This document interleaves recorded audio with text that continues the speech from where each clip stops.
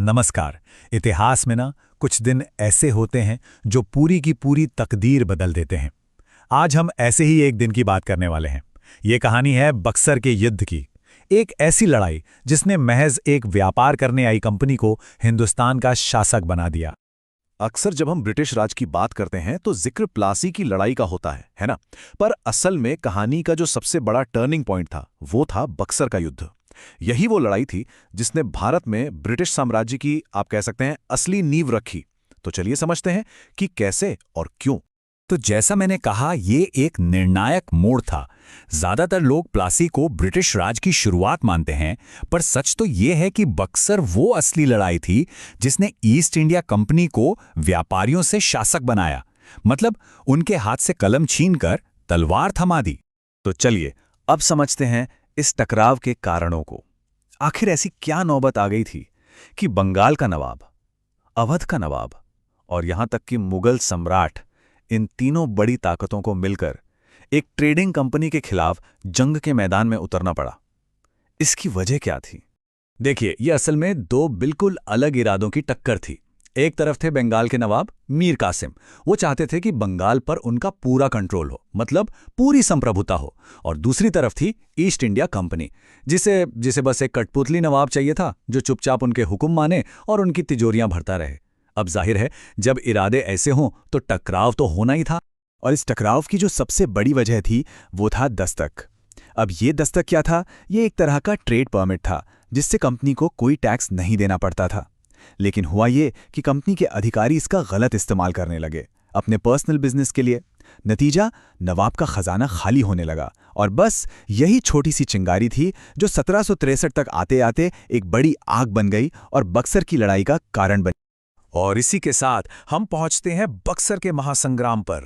सोचकर देखिए, एक तरफ हिंदुस्तान की तीन बड़ी ताकतें एक साथ खड़ी थीं और दूसरी तरफ मुट्ठी भर सैनिक, लेकिन जिनका अनुशासन लोहे जैसा मजबूत था। तो हुआ ये कि 1763 में जब मीर कासिम शुरुआती लड़ाइयों में हारे तो उन्होंने हिम्मत नहीं हारी। वो सीधे पहुंचे अवध। वहां उन्होंने अवध के नवाब शुजाउद्दौला और मुगल सम्राट शाह आलम द्वितीय को एक साथ आने के लिए मना लिया। और फिर तारीख आई 22 अक्टूबर 1764, जब इन तीनों की विशाल सेना बक्सर के मैदान में अंग्रेजों के सामने खड़ी थी। अब जरा दोनों तरफ की ताकत का अंदाजा लगाइए। एक तरफ मीर कासिम, शुजाउद्दौला और शाह आलम द्वितीय की मिलीजुली सेना, जिसमें 40,000 से भी ज्यादा सैनिक थे। और दूसरी तरफ मेजर हेक्टर मुनरो की कमान में सिर्फ और सिर्फ 7,072 सिपाही। जी हां, बिल्कुल सही सुना, सिर्फ 7,072 सैनिक। कागज पर तो ये लड़ाई पूरी तरह से एक तरफा लग रही थी, है ना? लेकिन नतीजा सबको हैरान कर देने वाला था। इस लड़ाई ने एक बात साफ कर दी कि जंग सिर्फ सैनिकों की गिनती से नहीं, बल्कि अनुशासन और बेहतर रणनीति से जीती जाती है। और इन दोनों ही मामलों में अंग्रेज उस दिन कहीं ज्यादा बेहतर साबित हुए। लड़ाई तो खत्म हो गई, अंग्रेज जीत चुके थे। लेकिन इसके बाद जो हुआ वो शायद लड़ाई से भी ज्यादा जरूरी था। ये थी इलाहाबाद की संधि, एक ऐसा समझौता जिसने आने वाले साम्राज्य को एक कानूनी शक्ल दे दी। इस संधि ने मुगल सम्राट की हालत ऐसी कर दी कि इतिहासकार उन्हें कंपनी का एक रबर स्टैंप कहने लगे। सोचिए, अगस्त 1765 में रॉबर्ट क्लाइव ने यह संधि की और इसके बाद मुगल सम्राट बस नाम के शासक रह गए।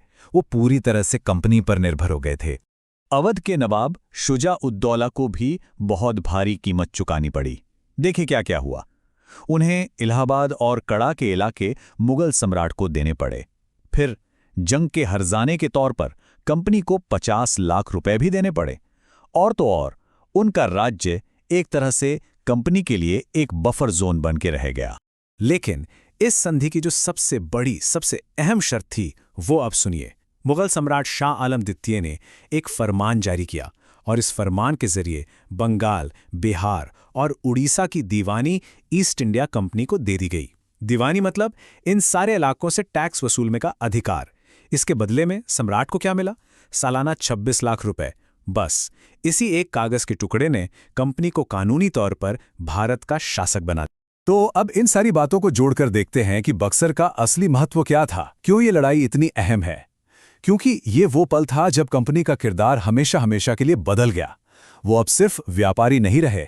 सबसे पहली और सबसे बड़ी बात, इस जीत ने ये साबित कर दिया कि अंग्रेजों की फौज कितनी बेहतर है।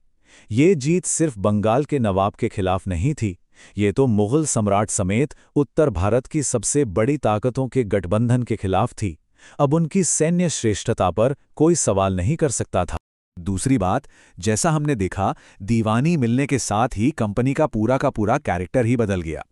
वो अब सिर्फ मुनाफा कमाने वाले व्यापारी नहीं थे, नहीं, अब वो एक बहुत बड़ी राजनीतिक शक्ति बन चुके थे।